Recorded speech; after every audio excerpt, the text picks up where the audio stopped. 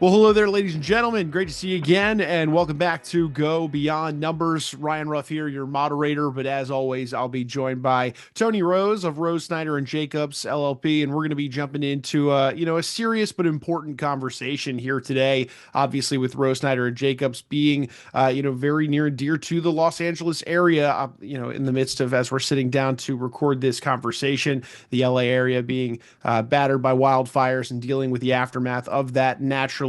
There's a lot of considerations, a lot of questions that are out there surrounding losses, tax relief efforts, so on and so forth. So today we thought it would be very fitting for the team to sit down and have a conversation surrounding some of those questions and provide some light in terms of information here.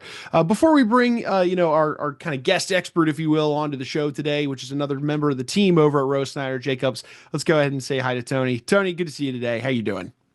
Hi, Brian. How are you?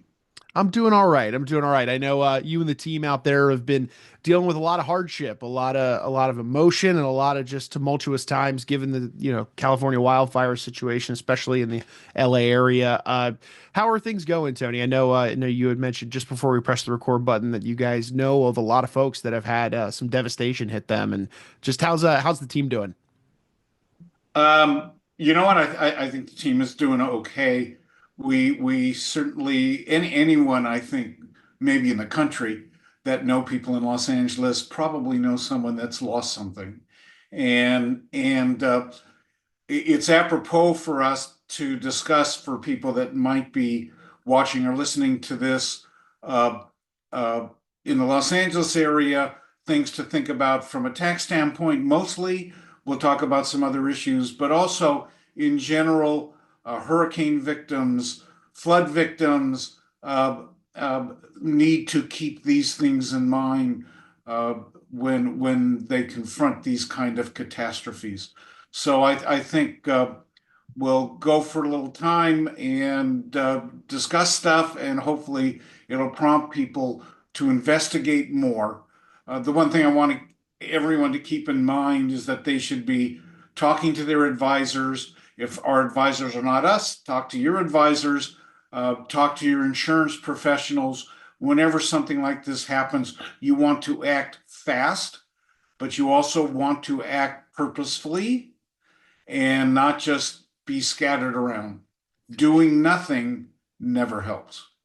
Amen to that. And Tony, I know when devastation hits somebody, usually there's a lot of emotion involved, and the first thing you're thinking of isn't probably tax relief or necessarily the losses. You're probably thinking about the structural integrity of your home, when you'll be able to sleep in your own bed again. I mean, more granular things, not necessarily high level things, which are equally as important, but a lot of the time, you're not necessarily focusing on that tax relief side of things and where you might be able to recoup some losses. So I'm glad you mentioned, there is a lot of value in acting quickly, but making sure that you act strategically with that. And that's a big reason why we wanted to bring on Jessica from your team, a tax manager, to talk through some of the common questions and things that folks are approaching you and your team with, in this day and age, given the wildfires. So let's go ahead and first and foremost welcome Jessica to the show, and then we can get into the nitty gritty. Jessica, good to see you. How you doing? Hi, I'm doing great, Ryan. Good to see you too. Hello and good morning to Tony. Hi, all. Yeah, it's good to have you back on the show. I know we had you for a Thank you. past episode, kind of walking Yeah, through this idea of tax resolution. Obviously, today's conversation a little more somber, yeah, a little more serious, certainly. But Tony, you also had said, hey, I want to bring on Jessica, given the amount of interaction she has with clients and approaching these, really tricky situations from a tax a tax efficiency strategy and viewpoint. Where do you want to bat lead off, if you will, today with today's discussion surrounding the fires, Tony? Sure. Um, First of all, Jessica is one of our tax managers, and we work very closely together, dealing with all various kinds of situations. Um, I know that with our several clients that have lost their houses, it's very critical that they know that they have backup, uh, and can get information. So I think, Jessica, one of the things that we ought to do is talk about what happens when the government, the IRS declare, well, when the government declares an area as a national disaster area. And what do we know happens from a tax standpoint when that happens? Right. So, first and foremost, there's a couple different processes that happen.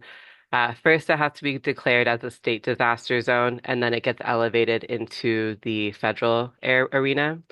Once we are elevated into the FEMA disaster area, typically what we see as protocol is an extension of deadlines. The state then can respond and either agree with and go ahead with the same deadlines that the IRS will be having, or they can, mitigate differently. In our case for Los Angeles, we are a FEMA disaster area. So currently our deadlines are now extended completely until October 15th of 2025. What that means is that any payments that were due in January for 2024 and any tax returns that were also due in April have now an extended deadline to October 15th. What that also means is that any estimated payments due between January and October are not due until October 15th as well. So we're seeing that relief in terms of the alleviation of any pain payments might be causing, especially even if you haven't lost your house. Being in an evacuation zone is stressful enough, and the IRS and the US government is recognizing that.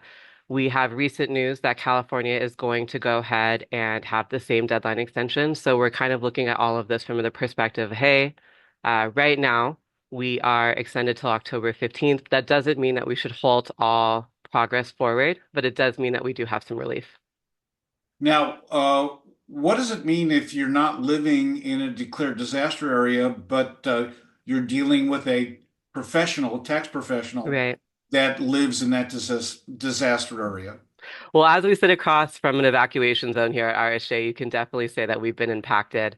There is the availability since we are your tax professionals and we do have your information that we are able to go ahead and use our resources to get you the extended deadline as well. So because we're impacted, because we are in the middle of this disaster area, unfortunately, we are able and qualified to qualify you as being in a disaster area should we need to.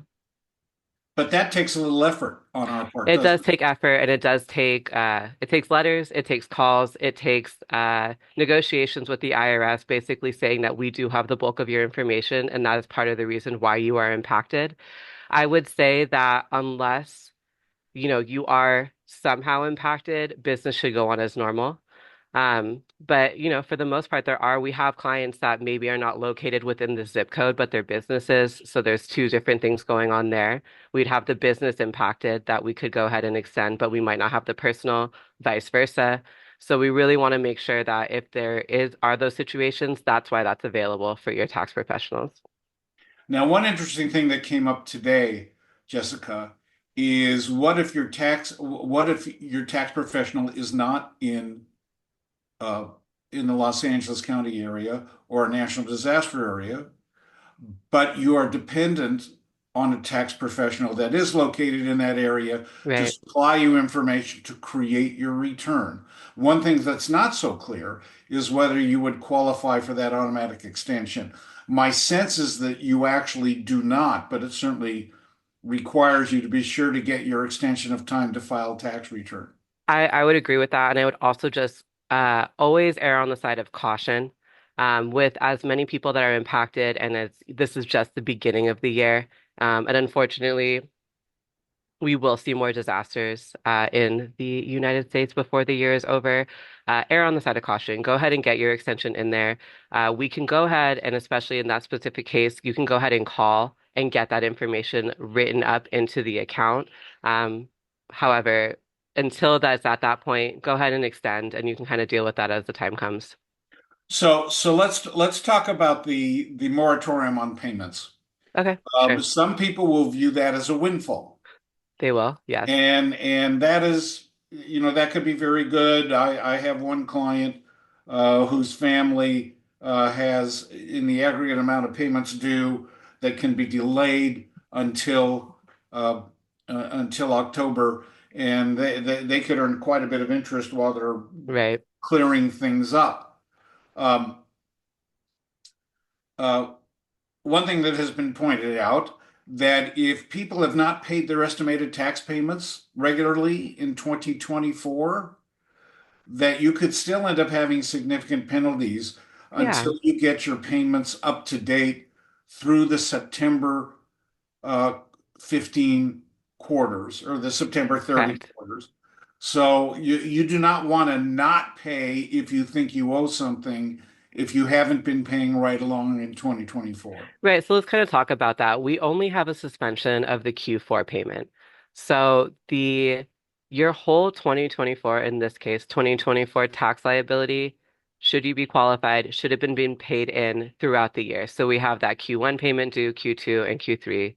So the only suspension is Q4. So when you're talking about penalties and interest, if you haven't paid in one at all, there's an issue there. But two, your Q4 payment is where we're going to see that halt. Unfortunately, this is not our first time going around with this. We had it for COVID and we also had the floods in Los Angeles. And what we've seen time and time again is yes, the IRS is being incredibly generous by going ahead and pushing those deadlines, but they're not going to push the interest and penalties should you have earned them prior to the disaster. So in this case, before January. Another danger is that even though there's a payment moratorium for payments due between now and October 15th, Hmm. which means your estimated tax payments for 2025 as well, Correct. a lot of people are going to find themselves in October having to pay a whole lot of money Right. and may not save that money during the year. Everybody, please, if you are going to owe taxes, put the money away because there will be substantial penalties and interest if you can't pay what you owe by October 15th, 2025. That is really important. And I think, again, as I just said, like we've been through this twice in the last 5 years. This will be our third go around. And what we have seen, and Tony, you hit it on the nail on the head, we have issues when it comes to October 15th, especially when you are creating more income than you would owe in interest, and you have to kind of balance that out. I think, and I think what Rose and I, Jake, is what we're going to be doing is we're going to do business as usual. So we're going to be still sending you exactly what you're going to owe. If you choose not to make those payments, that's fine. But just keep in mind that they don't go away. There isn't going to be a magical relief after the 15th of October to go ahead and make those payments. And the IRS and California are going to come back down and strong.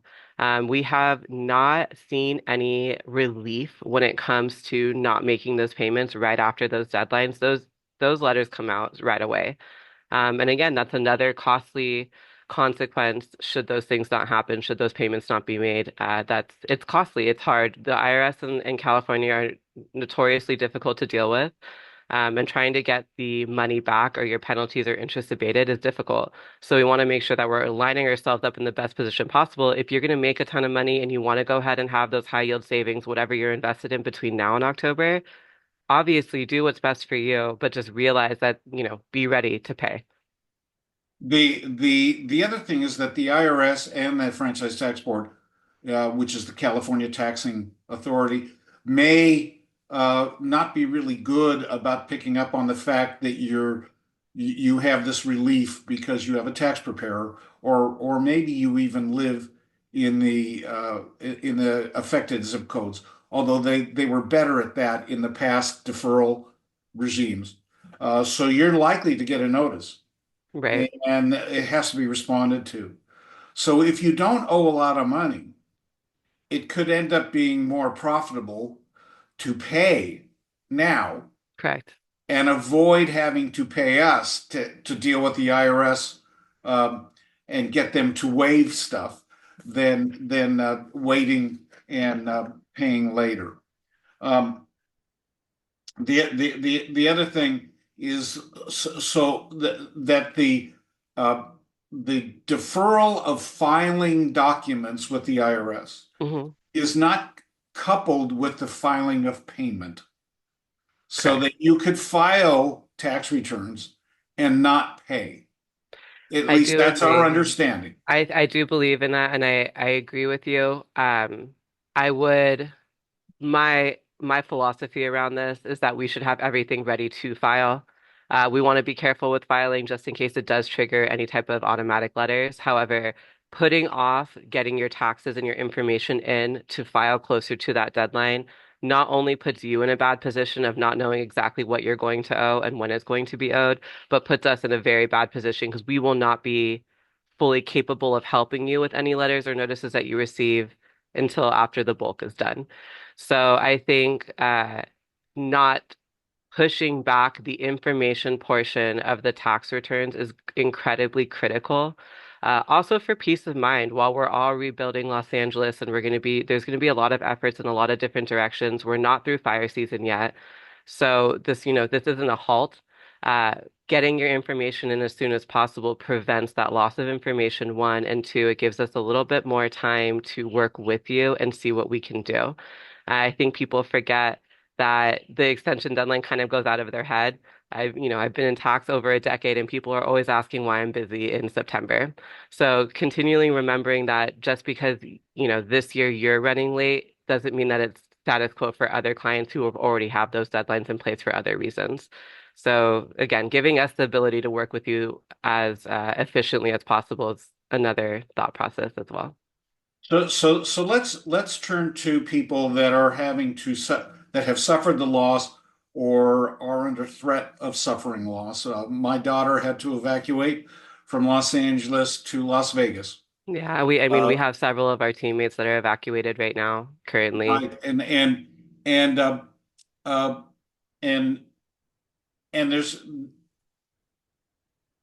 the thing about evacuation is that people are asked to take all their important papers Hmm. and gather them. Also, they're important people, so Yes, it's don't leave people, it. papers, and Don't pets, your don't P's. leave grandma at home. And uh, but those important papers, I believe, should include copies of your insurance policies. Correct, yeah. And let me tell you why. We have a client that has been called by Travelers Insurance and has been offered that to be written an immediate check. Hmm. And that's great and that's good. However, the immediate check is what I believe to be less than what the value of the house is. And so insurance companies are going to want to settle this very quickly. It's very important that you understand what the limits on your policies are for loss of structure, for living expense, temporary living expenses, and loss of your household goods. Yeah, and I think we want to touch on that too really quickly. Tony, you've already hit it, but there are a lot of insurance companies right now too on the clients that I am currently dealing with that have lost their homes. They are wanting to write checks for their personal properties. So that would be the wardrobe, the, furnishing, whatever, and they are lowballing them. So again, having copies of that insurance policy, you may be able to get in touch with a lawyer saying like this is a bad faith policy. There's different things that are available to you, but unless you have that original agreement that you signed, you could be running into issues downloading it. You could be running into issues saying that that's no longer available. We really want to make sure that we're categorizing those things as quickly as possible. Right, right. So you really want to be careful. Um, I saw a recommendation by an attorney where you ask for 30% of your limitation on the household goods, and but not sign off that you're receiving 100% proceeds Right, of your exactly. household goods. Um, that they send you the limits on temporary living expenses so that you can provide yourself with housing and a place to stay. So that's very, very important. Uh, Call your insurance agent and have that insurance agent uh, uh, advocate for you. Hopefully, they're not representing the insurance company; they're representing you. And I'm sure most insurance agents are going to want the best for their customers. Um, the other thing is if you have an opportunity and you haven't already and you've had a loss, you need to go take pictures. Take pictures of the property. Take pictures of that burned out car. I know that my daughter took pictures of the contents of the house in the outside of the house before she left and evacuated the house. Now, thank God, uh, the fire seems to be contained in the area where the house is located, and so she's going to be able to return. But the um, but you want to get all that stuff done. Now that's important when we move back into the tax arena Correct. uh, for documenting and keeping a written record of your casualty loss. And let's talk about casualty losses in general. Okay, let's talk about them. So, in order to be seen as a casualty loss, I believe it has to be over 10% of your AGI to start off with. And I think the measure is pretty small in the beginning for the loss. But what we really want to see there is that there's a complete, for this specific example, we want to see complete loss of home or loss of business place. So if it's not affecting your immediate residence, we want to make sure that we have, again, what Tony talked about with the pictures and everything else. And we also want to talk about how it doesn't have to necessarily apply to the year that it happened. So for us right now, we're sitting in 2025. Casualty losses, you can choose which year it will apply to. So that could be, for this case, into 2024 or 2025, depending on your situation. And so let's Depending, stop right there. sure. So that's an opportunity if you have a casualty loss, and that is not going to be covered by insurance, then you have the ability to pick and choose which year you claim it. It can be in the year prior of the loss suffered if there is a national disaster declaration. Correct. Right. So That's for in not our if you, case, if you we, have a house fire, you may not be able to file in the previous year, but you can make that choice. So that means you're going to have to figure out where your best tax recovery is going to be from that casualty loss. It may be 2024 and it might be 2025. And you have until 2026 to make right. that decision. And we can kind of talk about that too. So you touched on the insurance portion of it. So I kind of want to go into that a little bit. Uh, you can claim the casualty loss prior to you receiving insurance proceeds. And then once you get your insurance proceeds, there is going to be a taxable impact. So depending on the situation and what you're looking at, you may be able to claim the casualty loss for 2024. Should you receive insurance proceeds in 2025, we can do the calculation of whatever that difference is and see where it lands us. Also, what I do want to bring up, and unfortunate as it is, if you receive more in insurance proceeds than you did in your loss. So let's say you receive $150,000 more than what is deemed whatever the loss was, that does become taxable. So we're really looking at a lot of planning and a lot of strategizing with your tax preparers and consultants because we really want to make sure that we're using this area to your advantage. Again, for clients that may have lost their entire being, they're really worried about 2024 taxes because 2025 is going to be a very interesting year for them.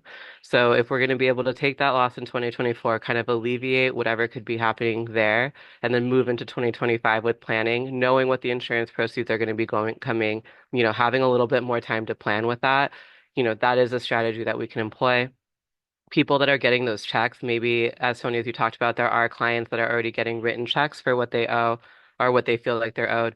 We can then go ahead and start planning their 2025 income as well. So again, you really have to work hand in hand with someone. I would highly recommend that if you have lost your house or any place of business that you immediately get in touch with your tax people.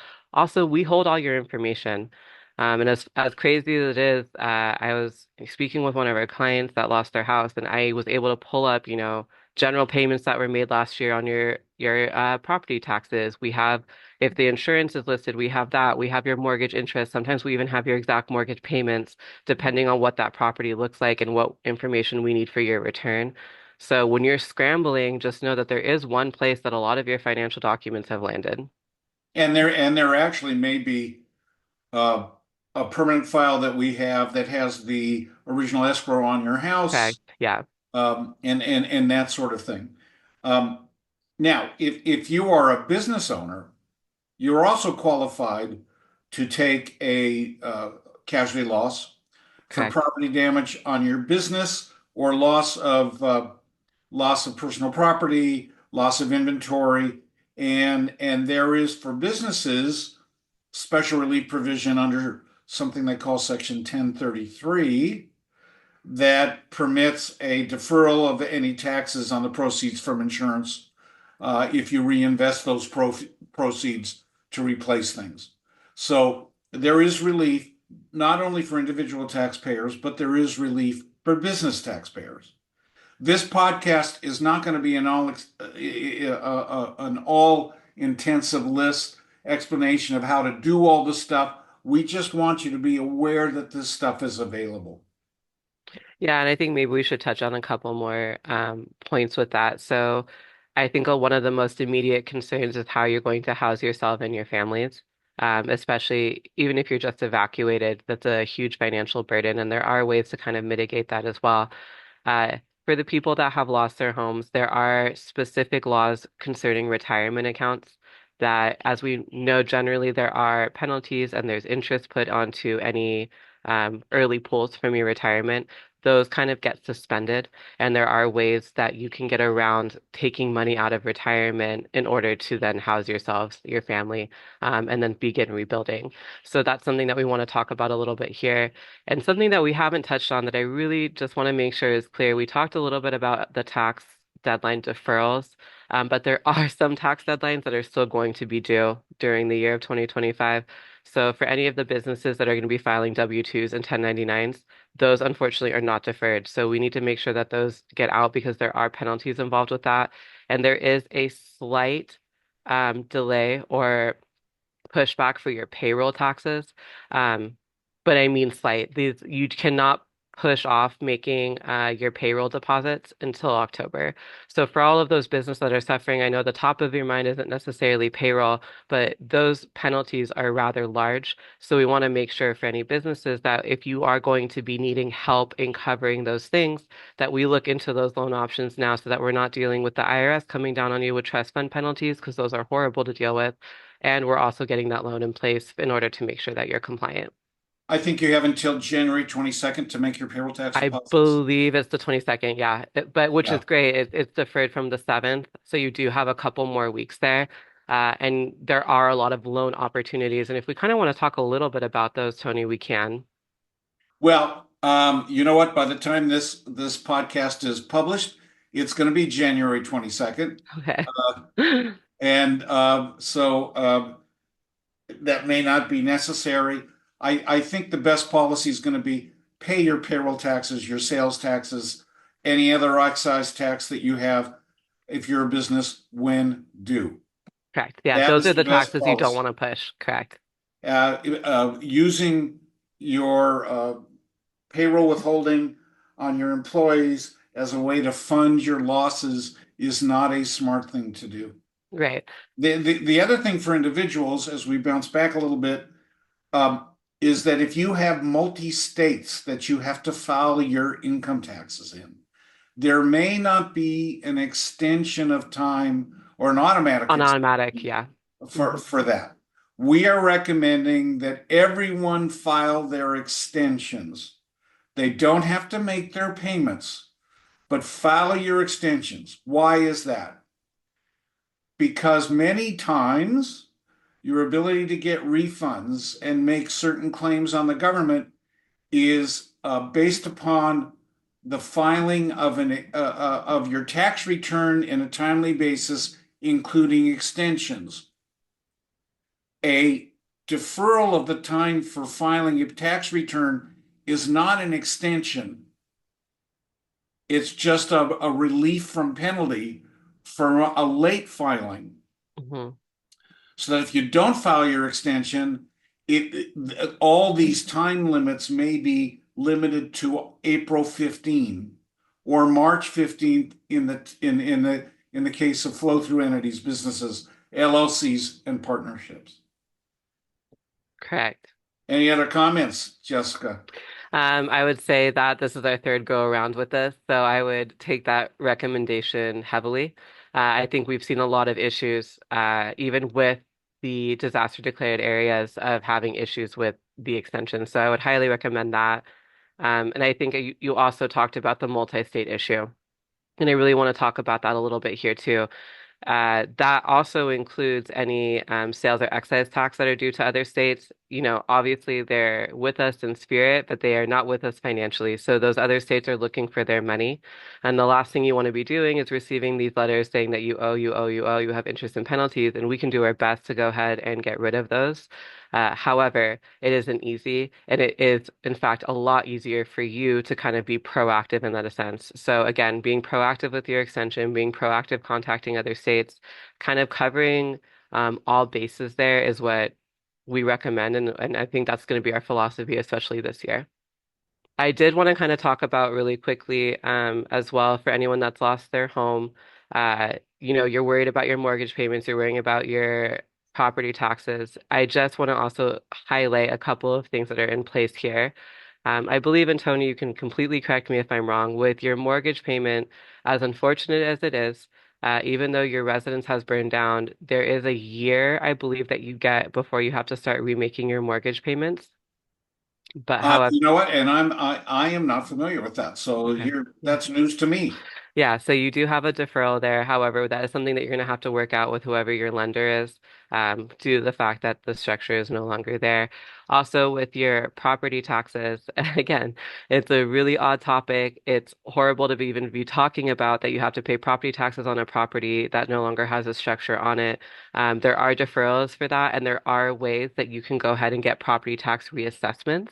Um, I am unfamiliar at the moment with the form, but I think there is a specific form that you can fill out specifically for LA County that you can go ahead as of now if you know that your property is no longer there and go ahead and get that reassessed. That helps in so many different ways. That's a huge semi-annual payment that you can go ahead and get off your plate. So as Tony talked about earlier, it's so important to act quickly. There's going to be a lot of people that are unfortunately affected by these fires, and the sooner that you get your paperwork in, the better. I walked through with one of our clients our SBA loan process, and what they needed was their tax returns. So again, getting in touch with your tax preparers as soon as possible, us being able to kind of walk through that with you, but realizing that we have so much of your information. If you take a second, realize that we can help you with all of it as much as we can. And we're going to be a big source of information in terms of where to get funding, where to go, especially as these continue to get released. That's great, Jessica. I think this is probably enough for now. This is a lot for anyone to consume. Okay. We will continue to communicate with our clients and our friends things that we understand. Um, there's a lot of resources on the net that you can read. If you need relief, look at the SBA, go to the government websites. They will have a lot of information there for you. And if you need interpretation, you need us to read stuff with you, you need us to walk through filing different forms, we'll get on a Zoom call, share screen, and do it with you. Um, we will try to minimize the impact as much as possible for our clients. Um, and uh, the one thing you don't want to do, as Jessica points out, is procrastinate. Well, look, the writing's on the wall. Everybody's situation is very unique and different regarding their business, their property, their taxes. So, for anybody out there that is probably taking several key nuggets and takeaways of information from today's podcast, and they're realizing that they've got some action items ahead of them, and they're hearing you both share that, you want to act strategically, but you also want to act quickly, but yet they may have a few additional questions, and they really could benefit from opening up a dialogue with you and your team. I know you mentioned potentially jumping on a Zoom call, going through that process. What is the best way somebody could look you guys up online, find you, open up a dialogue, so on and so forth, so that they can get those questions answered? I think that that we can ask people to contact Jessica at J Leitao, Leitao at rsjcpa.com. We're happy to help initially. Do understand that if we have to do tax research and stuff like that, you'll have to engage us. Yeah. But but we're happy to help uh, around the edges. and create resources.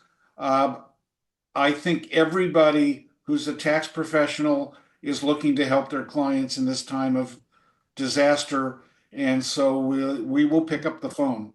Appreciate that, Tony. And hey, look, Tony and Jessica, really appreciate you and your time. I know things are hectic for you as well as your team and family and friends out there in Los Angeles. So we wish you guys the best. And of course, to the audience there, if you have any questions, we had Jessica's email there on the bottom of the screen. Be sure to reach out. But look, Jessica, appreciate you and your time. Tony, Thank you. likewise, and hope to see you guys back here on another episode sometime shortly.